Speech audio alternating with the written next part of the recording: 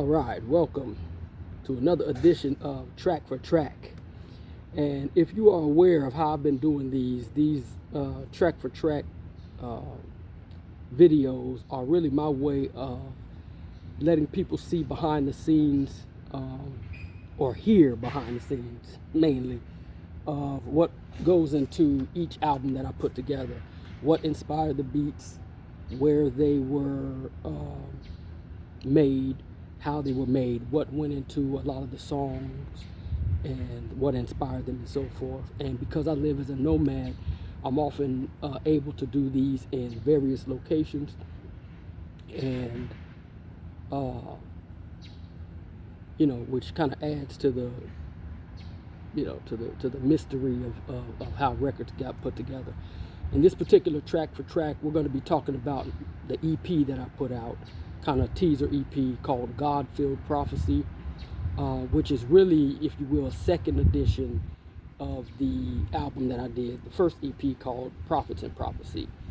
Godfilled Prophecy came out in May 8th, I think. Might have been a little after that.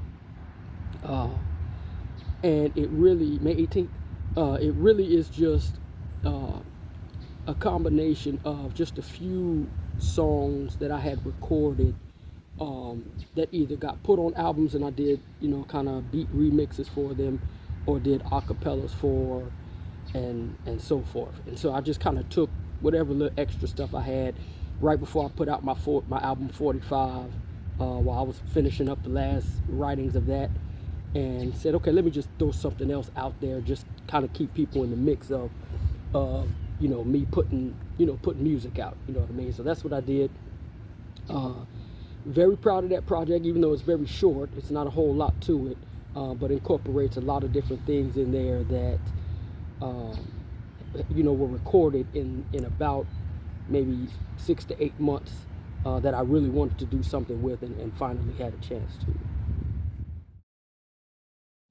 The title, God-Filled Prophecy, like I said, really kind of fed off the original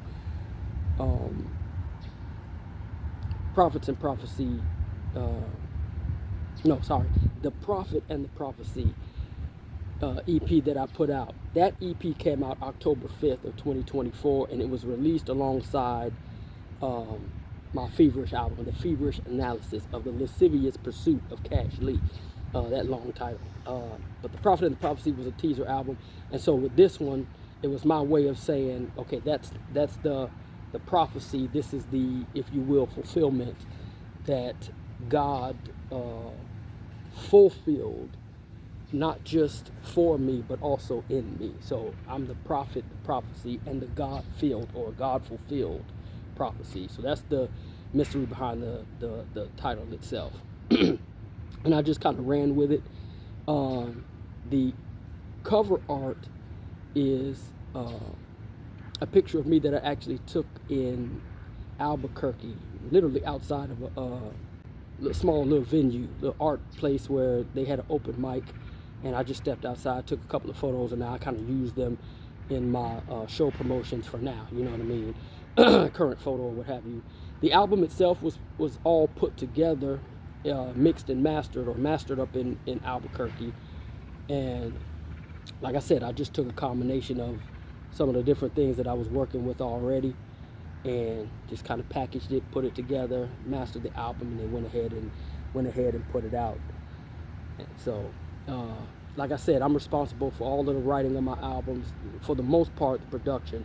I'm just now, as of today, and today is October 17th, as of today of 2025, as of today, over the last month or so, I've been doing features. So I'll be featured on other individuals' production and songs and so forth, while also getting people featured on additional records that I'm doing and so forth.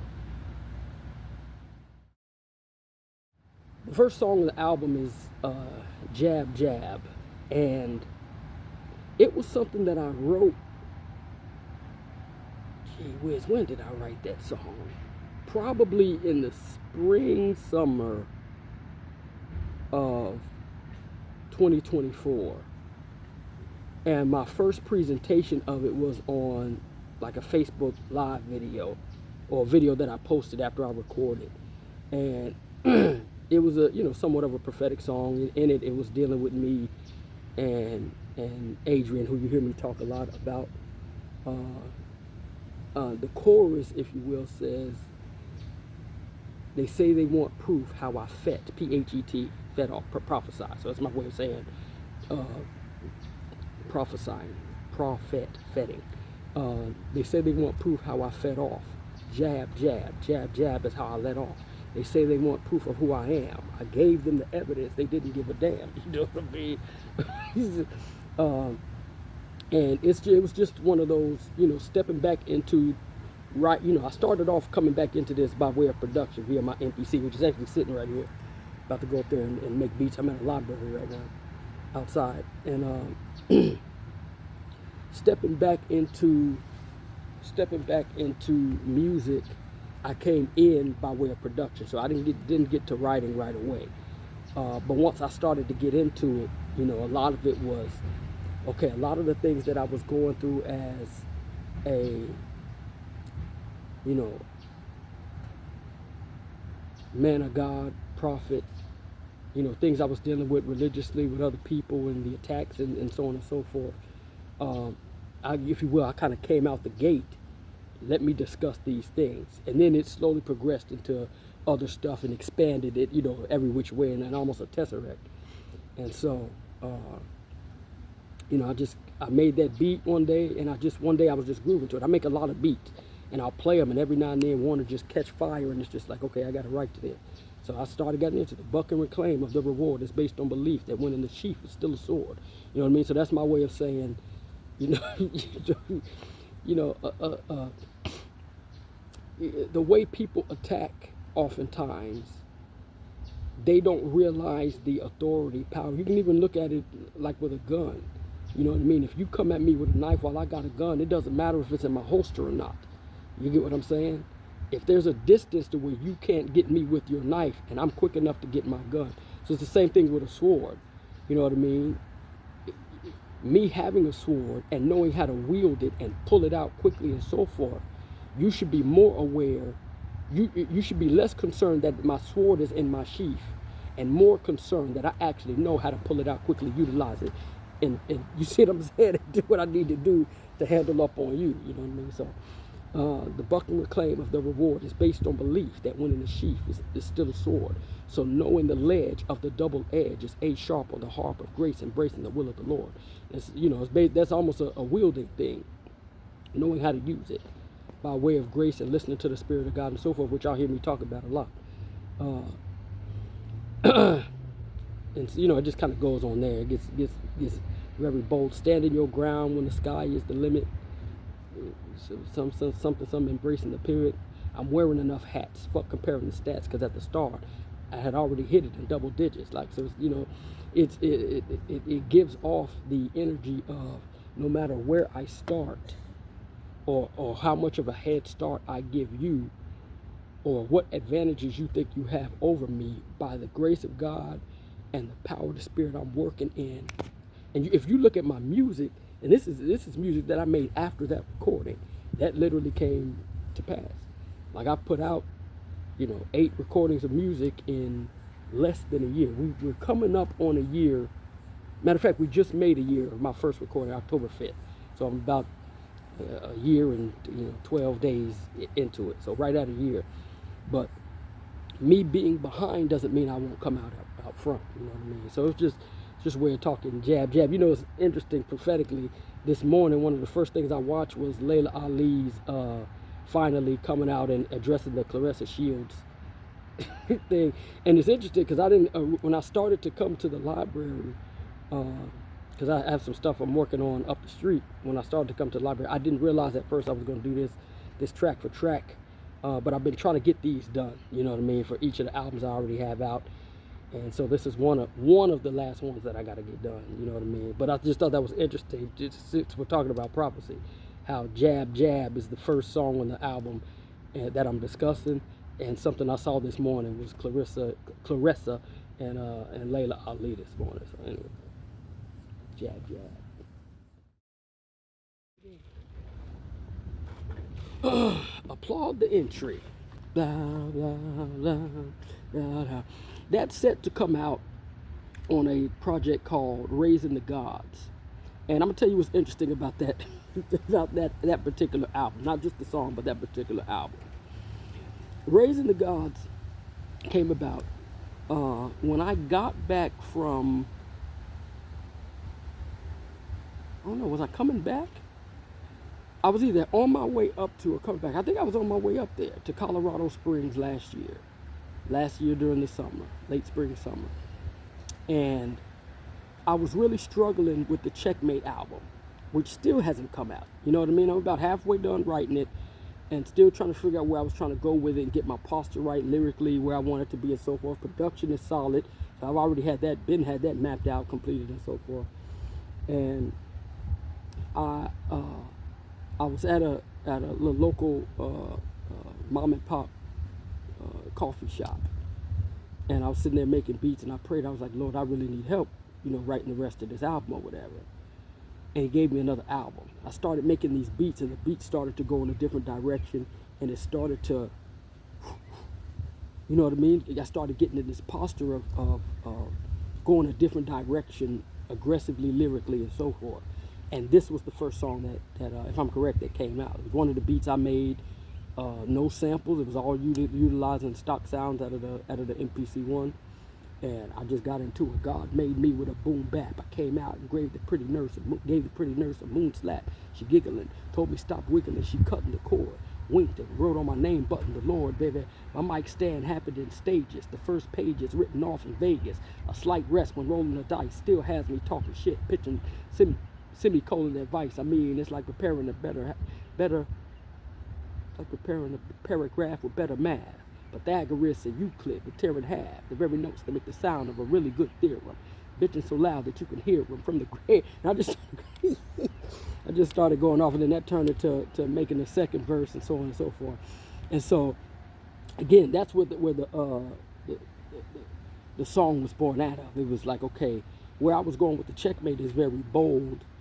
This added a layer of aggression lyrically, and it was to help inspire. You know what I mean? Sometimes you got to go a different direction in order to get where you're trying to get. And Checkmate-wise, concept-wise, as far as that album, I wasn't there. I couldn't figure out where else I wanted to go with it and with the records and so forth. So I prayed, and the Lord gave me, it's almost like add aggression here, boom, boom. So then eventually we're at a point where that record hasn't come out yet. You know what I mean? I've got a couple of records done for it. So these projects are anticipated to still come out. It's just, I move very strategically, and albums will come in, take over, and then we'll come back to them. You know what I mean? And so when it comes to,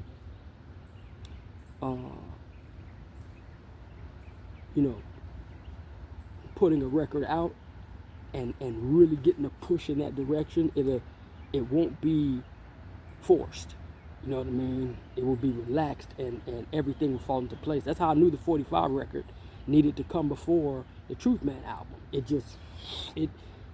flowed, you know what I mean, seamlessly. Everything fell right into place. Where I wrote it, how I wrote it, the concepts, the lyrics, the beats, you know what I mean? It was, the intensity just kind of thrust in that direction. With this particular song, Applaud the Entry, and obviously I've spit part of the first verse for you.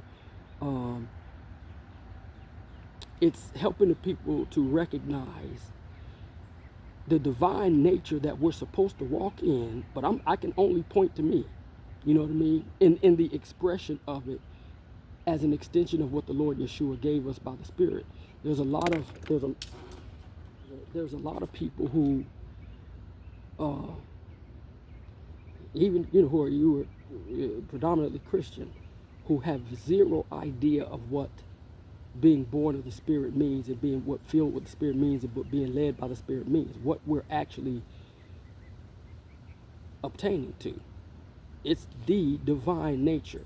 You see what I'm saying? Just as Yeshua has under him, but in line with him. You get what I'm saying? That's what he's given us, to make us gods, and it offends people. Sounds blasphemous to a lot of people, but understand that's why he was crucified. You see what I'm saying? So there's no shortage of resistance to individuals who say they want to worship, honor, or what have God, that will reject what it is that he's offering, which is his nature. You see what I'm saying? Handing it to humanity to rule as God men on the earth. You see what I'm saying? The territory that he's given us to rule. He's given us. So my records are very, very divinely orchestrated, and the presentation that I give, it bothers people when you hear me use the phrase "I am" and so forth, walking in the same posture that the Lord Yeshua did, and even greater, because he said, "Greater works will we do." You see what I'm saying? So that record, the sooner you ask on the chorus, the sooner you ask could be the season. You already have eternal reasons. So stop thinking even. No. Yeah, so start thinking even. Stop thinking it's odd. You ought to applaud when you see God. You see what I'm saying? And it's a way of letting them know you're looking at an expression, a bodily expression of the Godhead, which is what Yeshua sought out to make us. You know what I'm saying? So there's a lot of mysteries that go into my records, and I talk about that with each track for track, or anytime you hear me do, content videos. A lot of times I bring that up, how deep my records get in mysteries of the Bible, mysteries of the kingdom of God, divine spiritual laws, and how things operate in the unseen world, even to the extent of me challenging the fallen angelic beings, you know what I mean, and demon spirits and so forth, with the authority that Yeshua has given me. So applaud the entry, supposed to be, assuming that it should be the opening track on this Raising the Gods project. And the reason it opened, want the album to open up that way, is to, the first means of divinity is recognizing or seeing it. So people seeing Yeshua operate in this fashion, as John writes in John 1, you know what I mean? And we beheld his glory. The word made flesh and dwelt among us, and we beheld his glory and so forth. And you're talking about even in the sense of somebody whose glory was reduced for the sake of being like us and going to the cross, dying for us and so forth. So, but John was making it known that God in the form of flesh was right there amongst us. And so I bring that in the modern times, which is what believers ought to be, expressions and extensions of God in bodily form, to carry out the work, not just to get people quote unquote saved and born again or what have you, but to teach them how to grow up, be discipled, and grow up in that divine posture to move shit around in the spirit world and in the natural world, governmentally, economically, socially, medicinally. You see what I'm saying? In every way, to God the earth. And I'm that expression, and open it up with that track. Hence the reason why the album is called not Birthing the Gods. I don't birth them, Raising the Gods. That's a counsel deal. That's an instructional deal. So applaud the entry. Threat Wisher. I made that beat, which is what inspired the song. I can almost pinpoint exactly. In the Dallas-Fort Worth area, this will be in Irving. I believe that's Story Road, but it's a service road. There's a Starbucks over there, right on the little side service road, not too far from this hotel. I think it might be in a La Quinta right there. Anyway, so I was at that Starbucks one day. It's probably the only time that I've been there, once or twice. And I sat in there and I made this beat. Very simple, doom, doom, doom, and it loops. Dun, dun. It doesn't have any, real change-ups. Boom, doom, doom, doom, doom, doom, doom, doom. I started making blues-inspired records. I have these different themes for albums and so on and so forth. And that was one of the first ones, not the first, but one of the first ones that I started working with, where I was taking blues, strictly blues, jazzy, but more deeply rooted blues samples, and trying to incorporate them into beats, and then trying to make songs off of it. And I have an album called The Strict Contrast of the Blues Against My Black Ass. That's the cover art's done for the most part, assuming I don't change it. Just kind of leaning in that record. Short project, I'm trying to work together and then put it out. You know what I mean? Just an idea. And I've got a couple of songs already done for it, and this is one of them. And the beat was just hitting. It was like, man, don't change it up, just leave it just like that. So, you know, being a producer and an MC, if like I said, you know, it's gas. So if I get a spark of inspiration in a bar or a couple of phrases, I'll start on it right there, and then maybe I'll finish 16 bars or whatever, you know what I mean, or I'll just put the bars in my phone and then keep it moving. And so that particular one I started writing on the spot. To the hands on the clock, make a fist. I'm gonna pump mine, etching a dark marking in the sunshine. Every word I utter will lead to a life sentence. I dare a motherfucker to breathe across the gun line. Cut and paste a picture of your best effort. You know what I mean?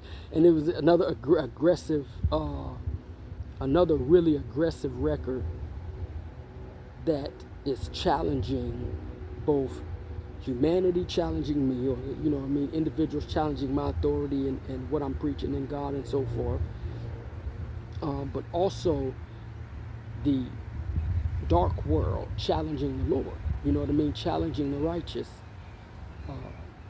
and it's basically, if you will, somewhat of an ultimatum. This is what it is, and this is how it is. So you better get your shit together, or you about to get, you know what I mean. And so it's interesting because my verse is really talking about individuals who's wishing or inviting the threat towards them. You know what I mean? Inviting the threat towards them. Killer's verse, or at least in between our verses as he leads into his verse, gives the impression that they're the ones making the threat. You know what I mean? And so it's like, I like that because it draws the contrast from both angles. So what they're doing is them wishing for the threat that I impose, but the way he presents it, they're threatening, and it's like I'm wishing for it because I know I can overcome it. So that's the way his verse kind of comes in, and so it gives an alternative to the meaning, or an added meaning. And so he comes in, you know, to the hands on the clock, you know, he runs his thing. So I thought it was a good look for Congress. He and I, Be Nasty and Little Kill.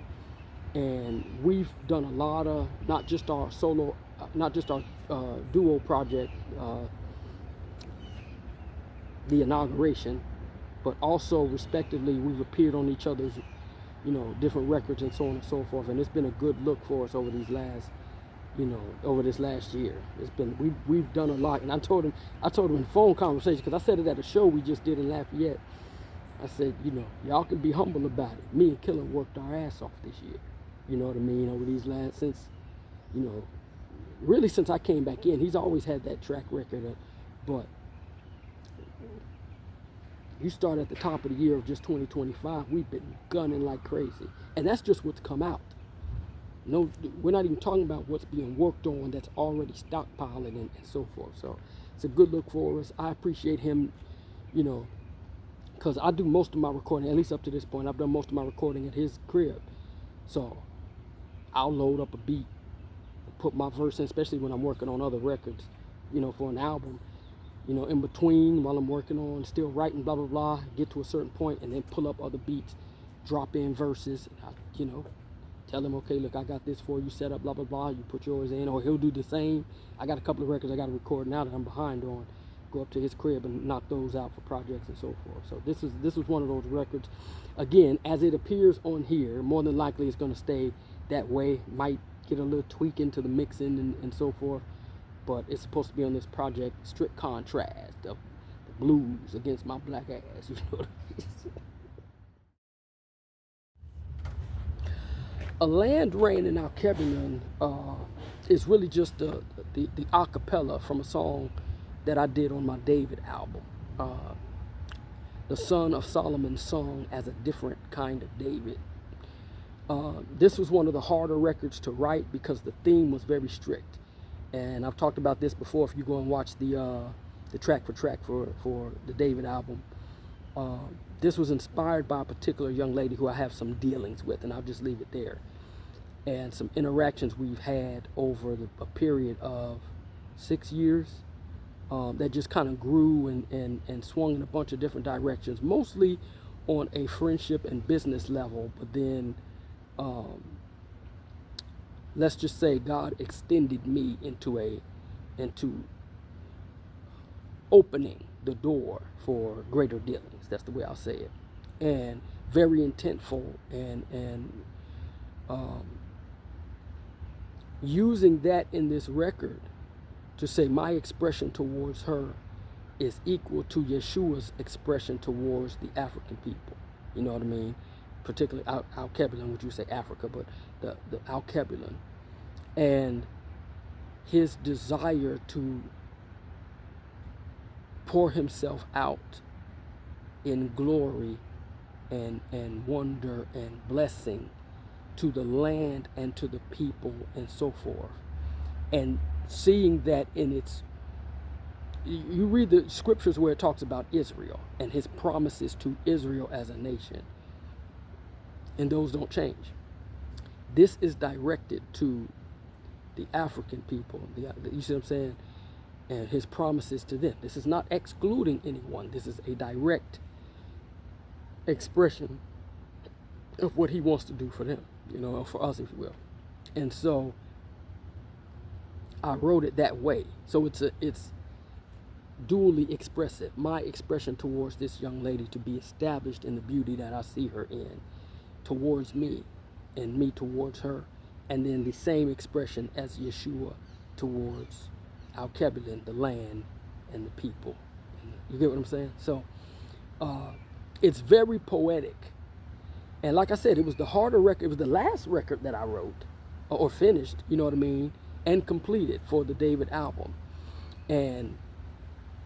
But probably it's a solid album too, but probably one of the more heartfelt poetic songs. Like when I listen to it, you can hear the richness of expression towards me, towards this young lady, and Yeshua towards Al-Kebulon. And so it's talking about, you know, being a king over me, over this young lady, and Yeshua over this land. And the dual responsive interaction between each. What she feeds me, what I feed her, what our interactions do to the world, due to the economy, due to the weather, it's that type of, it's heavy, you know what I mean? It's very poetic, and you hear all of that tied into the record. So what I did was, just to kind of add some layers to this project, I simply took the beat out and just ran the acapella so you can hear the poetic nature of it without the beat. You know what I mean? And it's interesting because on the David album, it was one of the first beats, maybe not the first, but one of the first, in the first round of beats that I made for the album, that even when I went a different direction and added beats out here in Pearland, Texas, as a matter of fact, added beats that later got added to the album and kind of mixed in, it was one of the beats that I knew was going on the album. You know what I'm saying? Like, I won't put this record out without this beat. You know what I mean? Without doing it, before I even knew the concept for it. Like, this record, this beat has to go on the album. So and there are things like that. There are albums that I've done that no matter what else is going on, this beat is going on the album. For whatever reason, it's like you feel it. It's tied to the record. Some albums you go, okay, I'm making this album, this is the concept, and then you kind of add and pull, boom, boom, boom, and then whatever goes in, goes in. But there are certain parameters, if you will, or prerequisites, must-haves, a better way to say it, must-haves for the album. It's got to incorporate this. I'm going to give you an example of a non-inclusive. When I was making the Truth Man album, and I'm digressing obviously, but when I was making the Truth Man album, I write a lot of my, write all of my own verses, but some songs I don't want it to just be me. I want to throw a feature in there and so forth. And I felt led by the Lord to not include Lyric Hill on the record, or on the album. You know what I mean? And it, in my heart, you buck like that's my guy. But for whatever reason, to change things up or what have you. So what I did was I just got the dialogue to come in and do a verse. And that wasn't, for me at least, it wasn't a shot at Lyric Hill. It was being obedient to the Spirit. For whatever reason, you don't need him on this album. You see what I'm saying? You don't need him on this album, blah, blah, blah. And like I said, there weren't many features open anyway. I really only had one spot, sort of me, that I knew of. And that was actually supposed to go to somebody I was dealing with out on the West Coast, and he just couldn't get the recording, done in time. And that was no beef. It just, I got a deadline and I'm trying to do some things. So shout out to the dialogue for doing that. Obviously, I've digressed from the general topic, but of this track. But yeah, a land rain in Alkebulan is serious, very poetic, and lastly, I'll add this, and you'll hear this on the track for the David album. I did the first verse and like half, or a quarter or half of the second verse, and then I just got stumped. So what I did was, at Killer's crib, in his studio area, they got a mattress out there I sleep on, and I went to sleep that night, played the beat on my phone, the instrument over and over and over, and within in the middle of the night would get up. Gotta get up, go use the bathroom, 4 bars. Gotta get up and do your turnover or whatever, or on your phone, 4 bars, blah, blah, blah. Finish the second verse. Boom. Just get the first 2 lines of the third verse in, blah, blah, blah. You know what I mean? And then get up and then do the rest. And so that's how the verse came, and it came out beautifully. Like I said, one of the harder records for me to write, just to stay with the theme, you know what I mean? Came out beautifully. Be Killed. Be Killed. I call it the cold edit mix, and I'll tell you why. We'll get to that in a minute. Be Killed.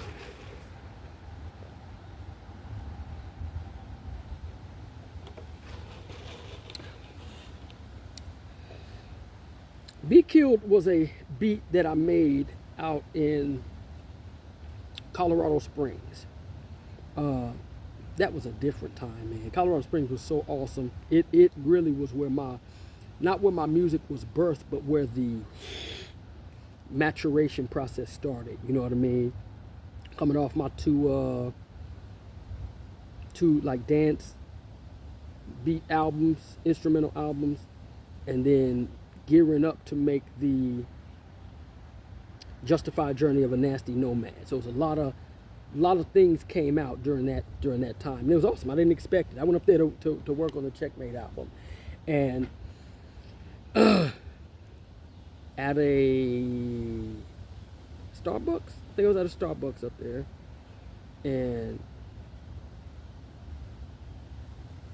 working with some new drums, and this beat came out. By the way, it is featured on the Justified Journey of a Nasty Nomad. So it's in a little bit of a different way. Different, still general beat, but a little bit changed up just for the sake of the instrumental project. And me and Jimmy Clever, shout out to Jimmy Clever, by the way, always been an inspiration. Definitely adds to the New Orleans culture with his music and so forth, and some of the other stuff that he does. And I haven't seen him in a while, but he had posted something and it made me think about him, and we started talking about doing something together. I'm just now jumping back into music, and so I had this idea for me and him to do, him and Lyric Hill, to do this record called Be Clever Kill. And I went ahead and told you, Killer's a quick writer. I'm not sure about Jimmy Clever, what his writing process is, but Lyric Hill's an intimidation.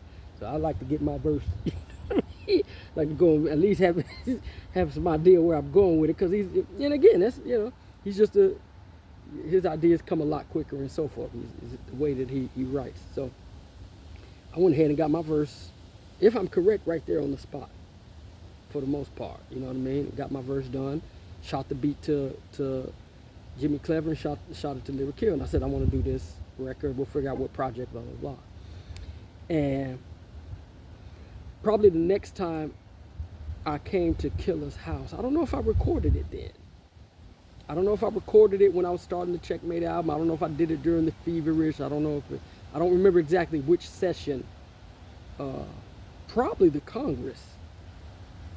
I think the Congress sessions is when I recorded, either there or during the art album session. Either way, I just went ahead and laid my verse because I was waiting on Jimmy to send me his. You know what I mean? Let me go ahead and put my verse in, and just kept blah blah blah.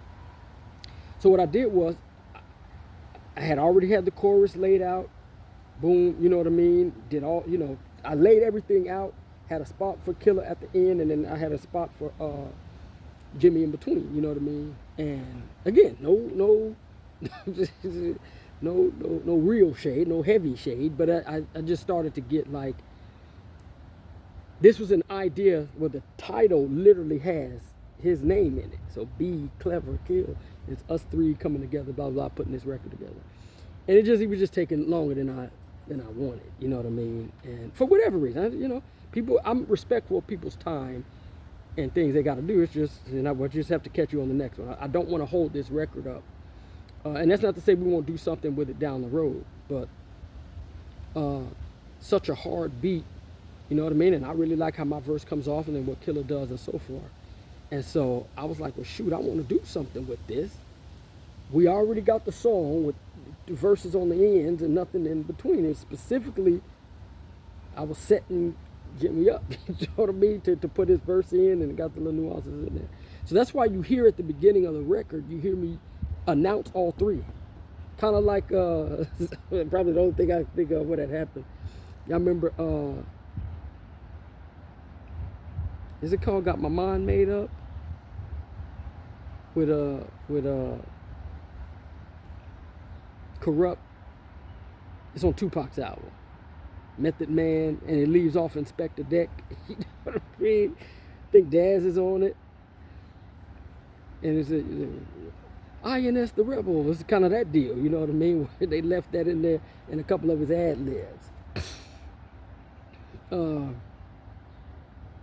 It's got a banging beat to it, and I wanted to do something with it so I can put it out. So what I did was, during the mastering of this particular project, I just went in, you know what I mean, spaced out the wave and chopped it just so that you can hear me blend into Killer's verse. And so it's just a short track. And then I just changed the title to Be Killed as opposed to Be Clever Kill. You know what I mean? So it ties Be Nasty and Lyric Kill and so forth. And again, very aggressive record. I love the drum beats. That's where I really started to get into cymbals. You know what I mean? That's where that thing hit. You know, got real cymbally there. And again, I appreciate Lyric Kill for coming through and being a part of that record and us doing stuff with it and so forth. Haven't performed it yet, but it was one of those things I wanted to include just because we got verses. And you see, Kill just put out a project recently.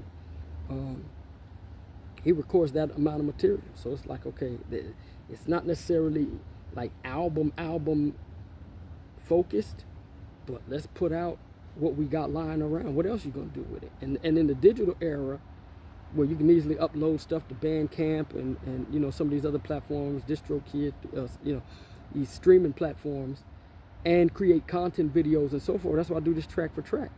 You know, it's intellectual property that you can use in a bunch of different ways, and you know, that's why I love doing these, because I love making the music. Why not tell a story with the music, in the music, and then about the music? You know what I mean? So that, anyway, Be Killed. Shout out to Jimmy Clever, and hopefully he and I have some stuff we can, you know, eventually do in compilations or a duo project or what have you. But that is it. So that's why it's called the Cold Edit Mix. I got a little salty. I got a little salty that he was taking too long sending his verse. And so, you know, I didn't want him to feel like I didn't want him on the record, but like I given you, you know, we working on, my verse was done in May, June, July maybe, you know, when I was up in Colorado Springs. Now we running into, I put this out in the following May, you know what I mean? So we're working on 10, 11 months, you know what I mean? So anyway, it is what it is. Me and Killer talk about this all the time. Whenever people aren't wanting to be or able to be. We even go there for whatever reason. You got other things involved. You got other shit you want to do. It's no disrespect, but the train keeps moving, and we'll catch you at the next stop. You know what I mean? And that way, I probably would never purposely beef with somebody because we can't get the record.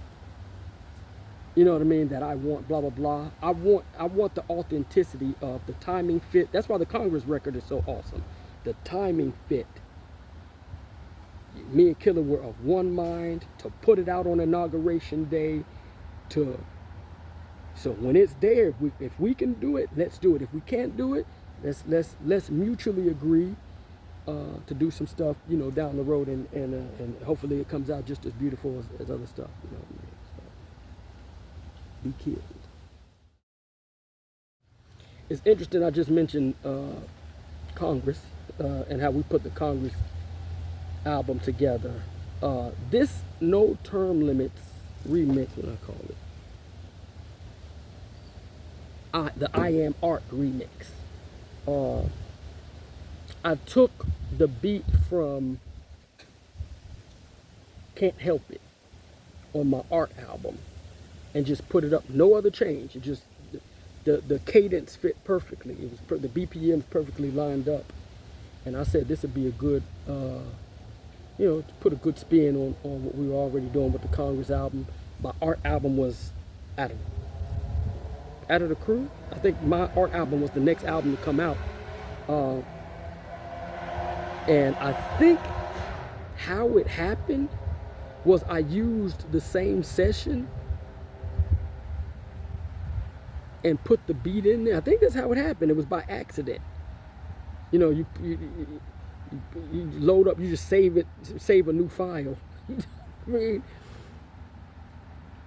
and I think that might have already been in there, the verses to No Term Limits.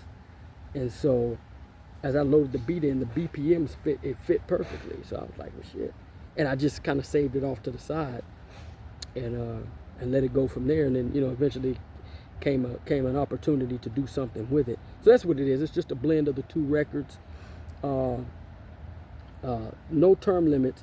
The Congress album means so much to me. You know what I mean? It's not just because it's me and my buddy who, you know, for the most part, career-wise, he started writing before me, but career-wise, like taking it seriously in full pursuit, we came out the gate together in college. You know what I mean? And started to build. The foundation was built by the both of us.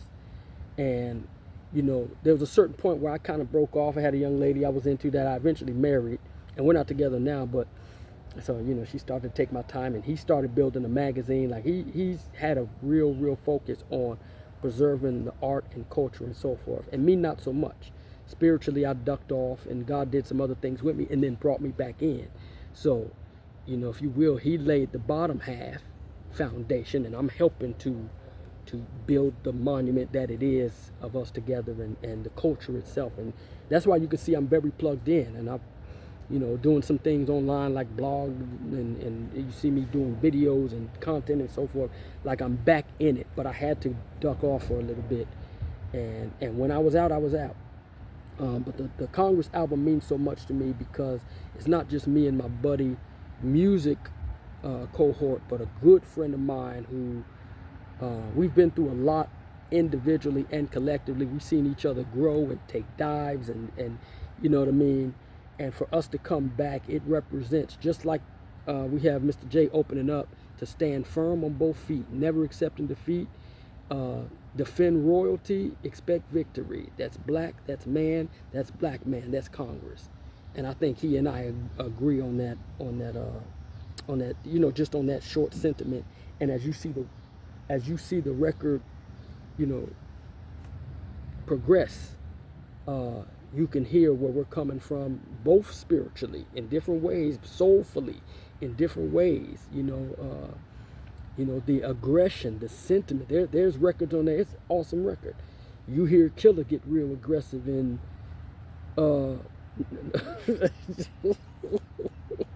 The description says terrorist, and you know, you hear me get aggressive on there, and then you hear, you know, some vulnerability in different things. You hear some deep spiritual, And then, you know, and again, it's kind of a mixture throughout, and then no term limits. We come in and it's just, I get very deep prophetic, if you will, you know, intentionally. Different things that I'm saying in there, but we both do it with a, what I love about that record is what we're saying both matters. Killer on some straight rip shit, you know what I mean? And I come in with the prophetic element of different things that I, you know, am dealing with spiritually, but we do it with, like he say, cut like Ginsu. We come in, whatever he's on and whatever I'm on, we got an agreement, and this is the way it needs to be done with this type of ripping. You know what I mean? And what's cool about that record, and I've spoke about this before, there is no session during the Congress sessions where we were in the studio together recording. Every now and then, he would come up there, and I would mention to him where I'm at, blah, blah, blah. And every now and then, I would go up there when he was recording his verses and make mention, okay, I need you to do this, blah, blah, blah. I just finished this verse, boom, I need you to do this, blah, blah. And that was the last record. It's interesting, it ends up at the end of the album, but it was the last record, and I just peeked in on him. I said, okay, Killer, I got one more. Because I was kind of, if you will, I hate to say executive producing, but laying everything out. And he just kind of, and like I said, you're talking about, let me tell it, he's the real leader of the group. You know what I mean? And so for him to, it still gives me chill bumps, for him to just take a, hate to say a back seat, but to just let me, because it was organic. It wasn't like I was forcing my way into everything, you know what I mean? But to just let me do all the beats, because we could have got beats from other people, and we even discussed it. To let me do all the beats, I did most of the choruses, you know, or at least, you see what I'm saying? And, you know, minimum, you know, there was some tweaks and additions from him. He conceptualized the Grimm record and so forth, but it wasn't a pushing him away, let me do this. It was just, that's how it worked out, and it was smooth about it. And that's the real gratitude I have towards him, just, you know what I mean? And the biggest, I gotta tell you this, the biggest contribution and gratitude I have towards him is his agreement to put it out on Inauguration Day. Because we didn't start recording, this is a fact, the beats started on December 30th. That's when I started making the first Congress beats. It, with the exception of the Congress intro. What is the name of that on the album? I can't think of the name of the what it's called on the album. Well, it was called the Congress intro, and then we changed the title. But with the exception of that was the only beat that was finished. That one and but Bully and the Bullies. I think those two. So the other 8 beats, whatever, were made starting December 30th. Well, the record came out on January 20th.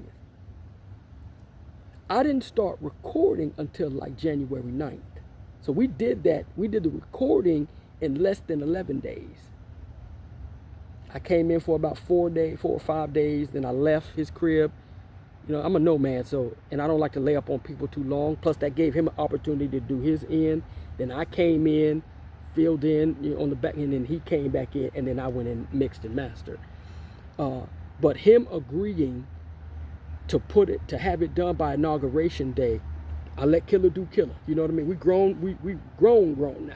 So I let Killer do Killer. I never want to impose anything the way we interact now. We had a conversation the other day about some things we're trying to do, and we just kind of feed back. We don't impose in each other's lives. We make suggestions. We hold each other accountable. If you're going to do this, let's, you know, blah, blah, blah, and kind of track and where we're at. But I think that's what makes us gel. We're not, you know what I mean? And I think each of us, we might have to have a deep discussion about this. I think each of us has a respect for the other one, of a don't cross me type of deal. We know where to go with each other and so forth. We don't even like argue like that anymore, because a lot of our arguments are, listen, I respect him as the black man and friend that he is, you know what I mean, blah, blah, blah. So we just we stand our ground as men, and we meet at the table of, if we can do this, we can do this. If we can't, we can't. If we can, yeah, no beef, blah, blah, blah, I get it, and so forth. And I think that's what helps musically where we're at now. I can help promote his project. You see, that's what I said. We worked our asses off this year. And so I did a production project for him. You know what I mean? Sent him some beats that inspired my 45 album. So having that type of interaction has meant everything to us individually in our respective music endeavors, whatever that is, and then collectively we're able to do stuff. So again, this is just a little teaser project, and I specifically put that on there because I thought it was a cool way to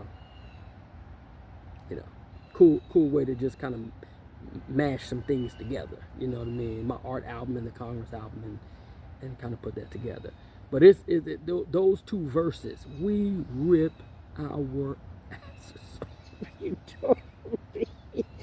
It's one of those things. Yeah, I know I'm going a little bit long with this particular segment. If you can imagine reading the book of Revelation first, let's say you don't have access to the rest of the Bible, you read the book of Revelation. Reading it, you would go, what the fuck? You know what I mean? Like, it's so much in here. And you go back and read the rest of the book and, kind of piece certain stuff together. It's a lot spiritually that you got to deal with the Holy Spirit, but blah, blah, blah. But reading Revelation, the climax of it and the different things that's going on almost intrigues you. Okay, well, what else went on in the rest of the record, right? In the rest of the book? You know what I mean? To lead to this, or to ping off of this and get this from this, and where does this come from, and blah, blah, blah. And No Term Limits is that. If you didn't hear any other part of the album, if that's the only song you heard, it gives you an idea of what the rest of the record is about. You see what I'm saying? Which is why it's funny, and I've said this before in content video. At the end of, now again, it's a lot into the record, but to the album. But when Killer said this shit right here, cuz, you know what I mean? I think I was trying to be serious in the record initially. So when it came time to add in ad-libs and so forth, I had that, and I almost took it out. You know what I mean? Me doing the mix, and I almost took that out. I was like, nah, let me leave that in there. You know what I mean? And I just kind of, and you hear me, I went and plugged in, yeah, give it, and I'm laughing, give it to him, Killer. And and he, one of the things I say is my favorite part about the record is he single-handedly bodies the record and almost leaves it's like almost what else you gonna do to top this? And I come along like the soldier I am and match him in my own way. We rip our asses off on that record. All right, a fresh and nasty check. Last song on the album. It's really just an instrumental. Made in a mall, the Citadel Mall in Colorado Springs. I had a blast up there. And God willing, I'll make it up there again within the next, hopefully by the summer of next year. But I might even have to go do a winter stint up there. There's a producer by the name of Cuddy Fresh. If you don't know him, and I believe you should, if you don't know him, he was recently in a battle, and might still be going on with Timbaland. And it's unfortunate that it went there. Timbaland was trying to use one of his beats with AI. Hopefully, the intent was to always give credit to Cuddy Fresh and try to shop it and see what comes about it. But I don't get that impression. He really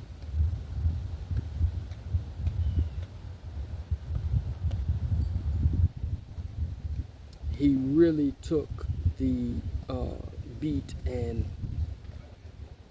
kind of put it out, and it caused a big stink, and as it should have. I gotta say this, and I don't want to go too far with this because it's not necessarily my business to get into that. For me, if anybody was to do that, you would think it would be somebody who's trying to make a real come up that doesn't have that type of track record. That's not a good look. You know what I mean? So I hope that gets amended, and for me as a black man, I never want to purposely wrong anybody, and always want to iron things out so that individuals can see that the upstanding man that people make this is sin, folks. People, quote unquote, make mistakes, fall into sin, and do things for different reasons, and pride gets the best of them, money, what have you, blah blah blah. So I really feel I believe in the Word of God, so I believe forgiveness and genuine repentance go together and so forth. So, and with those two met together, that's why me and Killer are cool like we are. There was a genuine repentance I had to offer toward him. You know what I mean? And some of the ways that I went about things. There's still other people in that.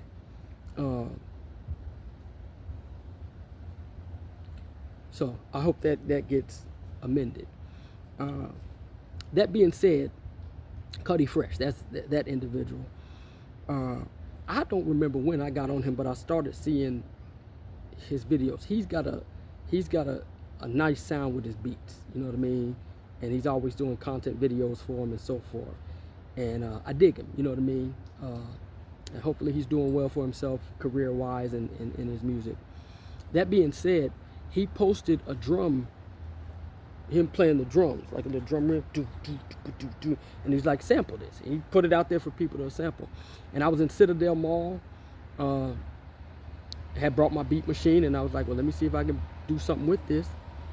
And so I pulled a couple of samples, and it came out with that. And it's a, you know, I'm an artist, so there's a lot of people who don't necessarily dig instrumental projects, but I make them.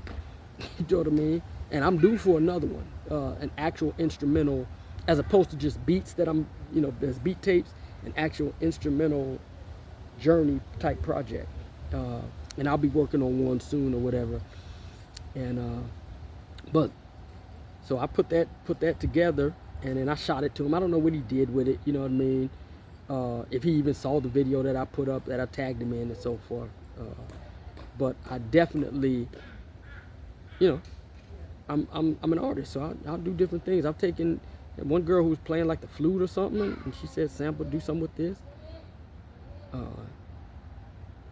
So Cuddy Fresh. So that's why I named it a fresh and nasty check. You know what I mean? It's just a combination of our names. Nasty on the Beats and Cuddy Fresh. Like I said, you know, there's other things that I want to do down the road with other musicians, drummers, or what have you. And I'm inspired by a lot of people, and I still bring my own flair and originality and so forth. And I'm proud to be back in the music. Again, this is just a little teaser album. You know, of things to come, things that have already been done, kind of blending the two. And more will come out of this. Some of the projects I mentioned, specifically the Congress album, is available.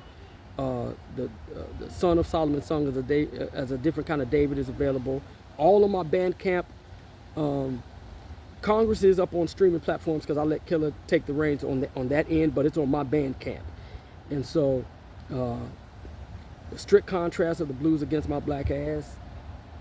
I'm still working on that as I'm working on other projects. But all my music is accessible on Bandcamp, www.NastyOnTheBeats.bandcamp.com. My website will take you straight there, you know what I mean, a link or whatever, www.NastyOnTheBeats.com. And so I just, you know, I want people to continue to enjoy my music and support a lot of the other people that I mentioned. Cuddy Fresh, you know what I mean? Listen, I love good artistry. Now, he seems like a genuine guy, but just in case he's an asshole, you know, I like genuine artistry. So as an artist, I respect him as an artist. By the way, there's no shot. I'm just saying I don't know him. Some people really are assholes. Talented artists are just assholes. So I don't know him personally, but as an artist, he's you can tell he's very serious about what he does, and does content videos and so forth to kind of share different things with different people. Lyric Hill, like I say, one of my favorite MCs is my own camp. Now that makes two of us. Just so you understand what I'm saying. Support his music, www.lyrichillmusic.com, and then lyrichill.bandcamp.com. LaDialogue.bandcamp.com, and we're working on some other things. Me and Killer have been talking about some different things we want to do to kind of incorporate what a lot of us in our camps in our camp are doing individually, and kind of pull it together. just to give a shout out to that, we have this thing called undergrind or underscore the undergrind that we're working, and trying to build it from there, and looking at it from the network aspect, but also the expansion of monetization and different things from there. And we just, we'll see what comes of it. So that's what it is. Another edition of Track for Track, specifically the God-Filled Prophecy. Like I said, for the most part, each one of my albums will have this to go with it, and I put it together, get it edited, and then get it put up. And in the meantime, stay true to your art and soul. That's what it is.